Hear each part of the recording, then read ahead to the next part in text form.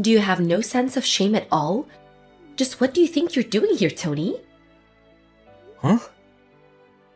What's going on, Valerie? I have no idea why you'd suddenly send me such an aggressive text like that. It's my dad's visitation, right? And the funeral is tomorrow, so I'm not sure what exactly you think is shameless about a son going to his own father's visitation. Oh, sure. Now you're the loyal and devoted son, are you? Maybe you should have shown your father a little more respect when he was alive. You never came around to visit him, so what makes you think you have any right to pretend like you care about him now? Never is a bit strong. Though I will admit that I haven't been able to get back home as much as I'd like. I presume you're also aware that I didn't have the best of relationships with my father. Oh yeah, I've heard all about the two of you. I thought so. My relatives were also well aware of the circumstance surrounding my relationship with my father, and for the record, I've met with my father plenty of times over the years. It just so happened that I mostly saw him at the homes of our relatives who live nearby. Despite the difficulties between us, it's not as if we had cut each other out of our respective lives. And since the visitation and the funeral are, in some sense, a sort of family reunion, I'd say there's no problem at all with me coming here today. Ugh, you're unbelievable. Like seriously, this is super gross. What are you doing? I'm sorry, Valerie, but you're going to have to be a bit more specific. What exactly am I doing that's so gross? Don't think I don't know.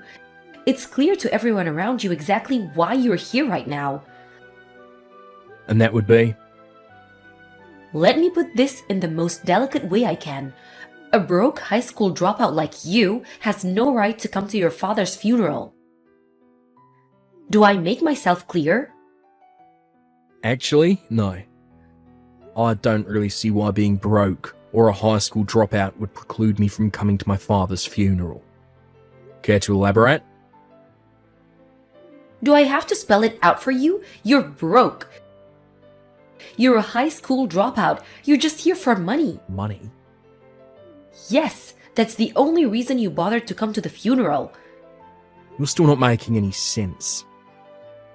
I know that you're desperate to get your share of your dad's inheritance, but guess what? You're not getting any. So get out. There's nothing for you here. Inheritance? Did you by any chance find my dad's will? What will? Yeah, my point exactly. My brother and family told me that my dad passed away quite suddenly and hadn't had the opportunity to put together a will. As such, his inheritance will be split up according to the laws of our state. In other words, how my dad's estate is divided up between his heirs isn't something that I have any power at all to affect. It'll all be carried out automatically by the city government. If you're trying to confuse me with all that legal jargon, it's not going to work. All of that was layman's terms. I'm not sure which part you think was jargon. That's so like a high school dropout. They always use big words they don't understand to sound smarter than they are. Anyway, I'm planning to be in town until my dad's funeral is over. Oh yeah? I might just have to have a little chat with your brother about this then. By all means, go ahead. I've already talked to him and he said I was welcome to come. Conversely, if I were to be absent from the funeral after coming to the visitation tonight, I think that might disturb several of my relatives who are expecting me to come. Ugh, whatever. Fine, but you need to get out of town immediately, after the funeral is over tomorrow, got it?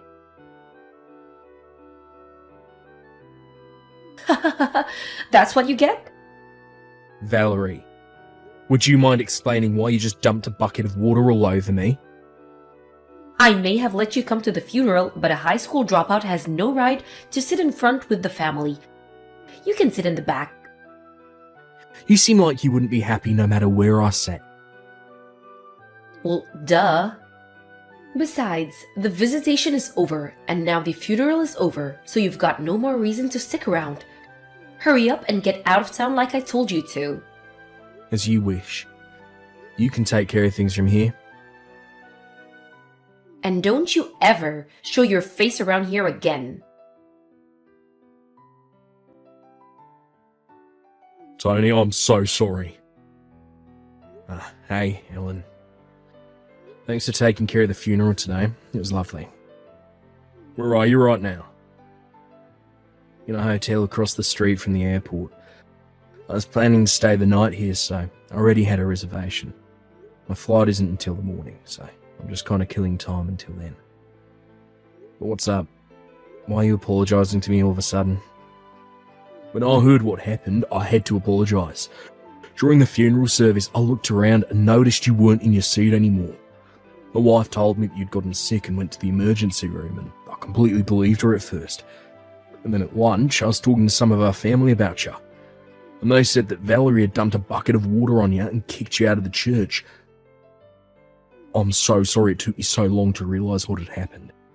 Nah, don't worry about it, Alan. You've got nothing to apologise for. You had more than enough on your plate already with handling all the funeral arrangements. Be that as it may, I still need to take responsibility for what my wife did to you.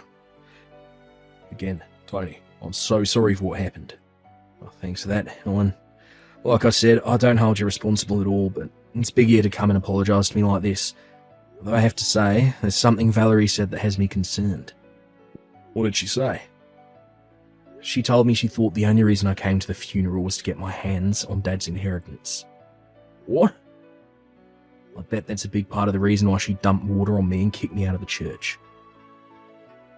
What the? How did she get that idea in her head? You're not even Dad's legal heir.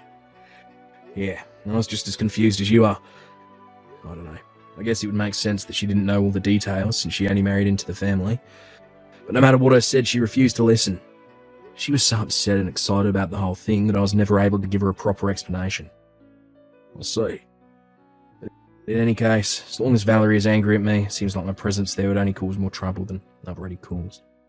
I know it's only been a short time since Dad died, and I hate to force this on you in such a difficult time, but is it alright if I leave everything from here on out to you? Yes, no trouble at all. Leave everything to me. I'm sorry about everything that happened, really, I am. I'll contact you again once things settle down over here. Gotcha. Thanks again, Alan. Talk to you later. I don't believe you, Tony. What are you doing back in town? I told you to stay away. Not that it's any of your concern, but I was visiting some old friends of mine. Liar! You're still after your dad's inheritance, aren't you? I suppose this has something to do with the fact that there's a meeting with the city about Dad's inheritance today. Obviously. Well, I know you have all sorts of things you'd like to say to me right now, but let me save both of us a lot of time. I'm meeting with my friends, and then immediately heading back home. What? Valerie, I was trying to tell you back at my dad's funeral, but you're under a huge misunderstanding. Regardless of what you may think, I'm not actually one of my dad's legal heirs. Wait, you're not? I think you're aware that while I call Alan my brother, we're technically just stepbrothers, right? Yeah, I knew that. Right. So Alan is our dad's son, and I'm our mum's son. So when our parents married, both of us were already adults and had our own established lives. So since there's no need for financial support, I was never legally adopted by my dad.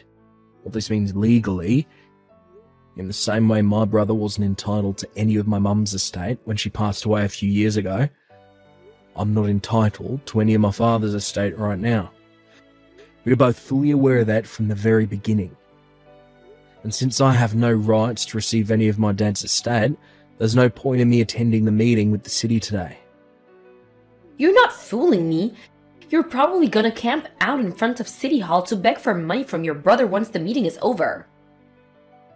Why would I do a thing like that? I'm not really hurting financially or anything. Liar! I started up a company with a friend of mine 3 years ago. I'm currently serving as vice president of that company. Vice president? Not one to toot my own horn, but our company's doing pretty well. I think it's fair to say that I'm in a pretty high income bracket for people my age. Whoa! That's... really? But how? You dropped out of high school. The only reason you would do that is if you were super dumb. How did someone like you become the vice president of a successful company? I'd say that's a pretty ignorant view of high school dropouts. Excuse me? Sorry, I just got to my friend's house, so I'll be taking my leave here if you don't mind.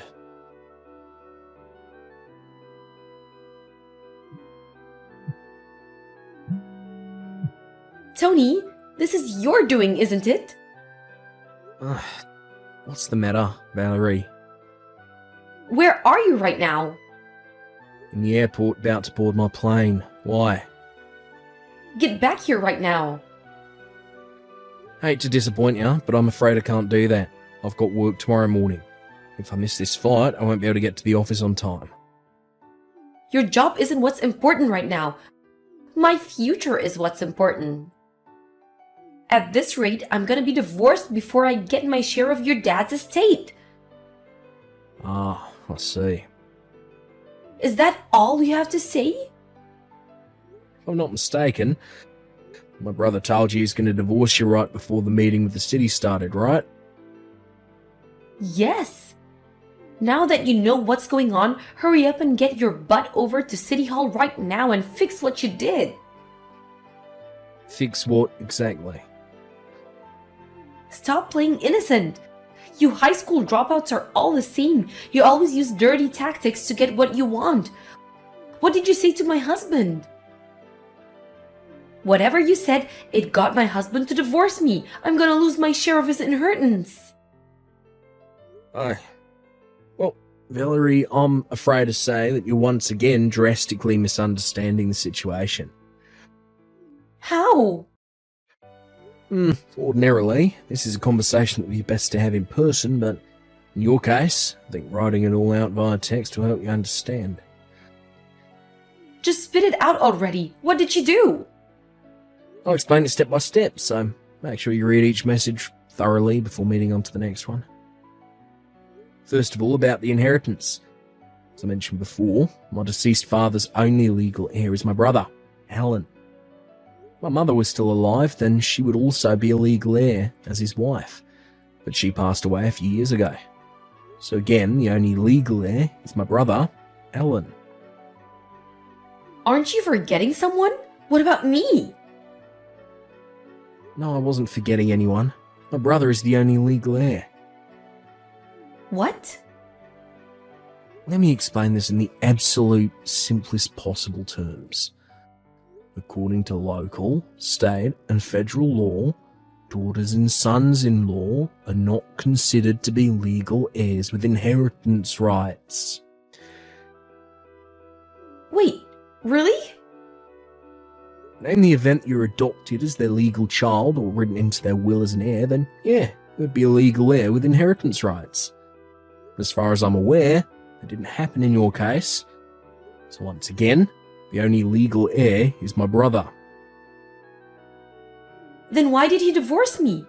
If I was never gonna get any of the money, then what's the point in divorcing me? I believe that my brother's divorcing you for reasons that have nothing to do with the inheritance. Then why? Speak of the devil. Looks like Alan is trying to call me right now. Alan? Really? I'm sorry, but if you'll excuse me, I'm going to take this call. I'll message you when I'm finished. Sorry to keep you waiting, Val.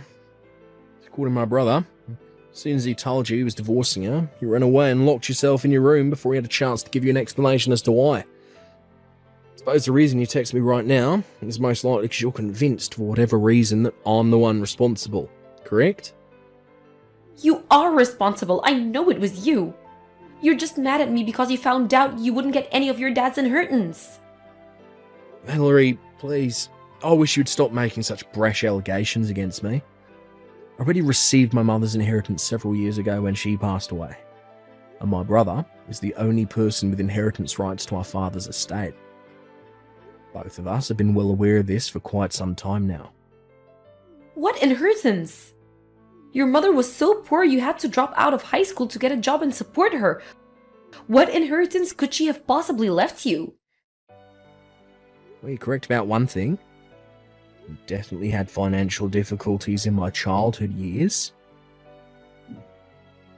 I knew it.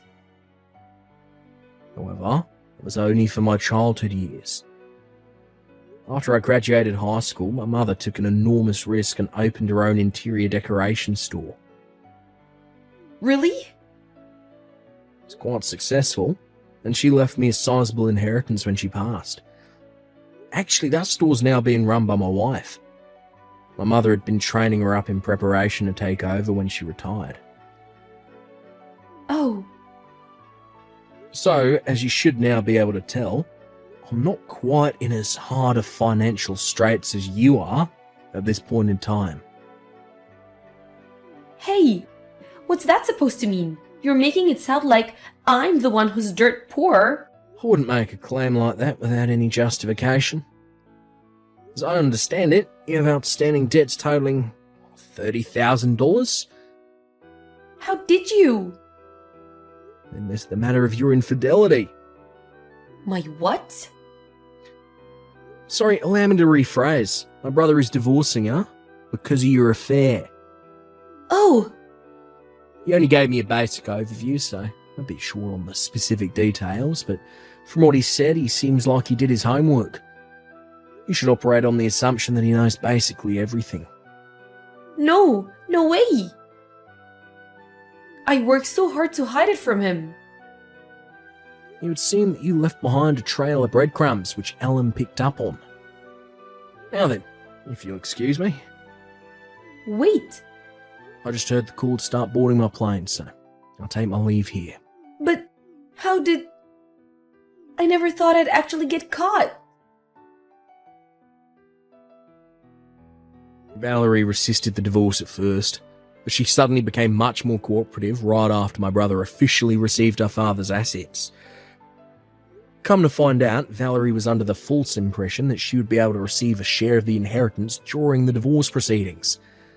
Her lawyer was burdened with breaking the news to her, but no, assets a spouse receives through inheritance are not subject to property division in the event of a divorce. This came as a terrible shock to Valerie, who had been intending to use that money to finally pay off her debts, as well as soften the blow of my brother's lawsuit against her for infidelity. Faced with this reality, Valerie stormed over to my brother's house and said that she was taking back her consent to the divorce, but it was already too late. The divorce had already been finalised. Not to mention my brother wasn't even at the house because he had already sold it and moved. After being abandoned by her husband, she tried to run back to the man she was cheating with, but he turned her away. She then went to her parents, who also turned her away. She's now living in a run-down subsidised apartment, working multiple part-time jobs and gradually chipping away at her multiple sources of debt while barely managing to scrape by.